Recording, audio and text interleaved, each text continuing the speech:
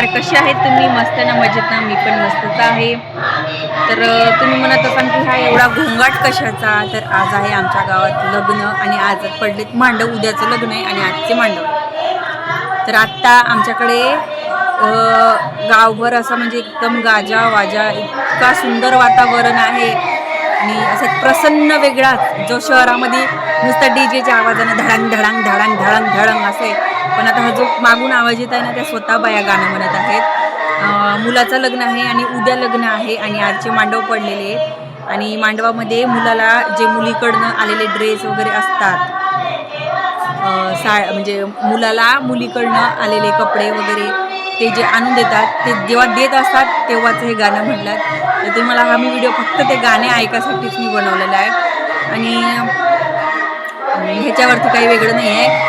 आणि भरपूर असे माझे ब्लॉग जे आहेत यूट्यूबचे मी टाकणार आहे, जे गावाकडं आल्यापासून मी शूट केलेले आहेत आणि ते व्हिडिओ यायसाठी थोडा वेळ लागेल, कारण की इथे तसं वातावरण नाही आहे एडिट वगैरे करत बसायला, कारण की घरी कोणाचं ना कोणाचं तरी येणं जाणं चालूच असतं आणि मग बोलता बोलता परत स्टॉप घ्यावं लागतं. त्याच्यामुळे मग ते एडिटिंगचा पूर्ण मूळ जातो मध्येच. मग जे आपण डोक्यामध्ये हे केलेलं असतं की आपण असं बोलायचं तसं बोलायचं, मग ते सगळं ब्लँक होऊन जातं, विसरून जाते. त्याच्यामुळं मग मी जेवढे पण माझे यूट्यूबचे व्हिडिओ शूट करून ठेवलेले आहेत यूट्यूबला, माझ्या मोबाईलमध्ये यूट्यूबला टाकायसाठी, ते मी तिकडे परत आपल्या घरी गेल्यावरती मी ते यूट्यूबला टाकणार आहे. तर ते व्हिडिओ तुम्ही नक्की बघा. भरपूर अशी व्हिडिओ आहेत माझे इकडे येण्यापर्यंतचे आणि इथून जाण्यापर्यंतचे, हे सगळे व्हिडिओ मी तुम्हाला शेअर करणार आहे. आणि जर अजूनही चॅनलला तुम्ही सबस्क्राईब नसेल केले तर नक्की चॅनलला सबस्क्राईब केल्याशिवाय पुढे जाऊ नका आणि व्हिडिओ शेवटपर्यंत नक्की बघा. तर खूप असं सुंदर असं वातावरण या गावात आहे झालेलं आणि लग्नाचं वातावरण म्हटलं आणि तेही स्पेशल मुलाचं लग्न जर असेल तर धिंगाणा, इतका धिंगाणा असतो मुलाच्या लग्नामध्ये. जेव्हा आता आमच्या घरामध्ये एखादं जेव्हा लग्न होईल ना, तेव्हा मी तुम्हाला त्याचे यूट्यूबला व्हिडिओ टाकेन.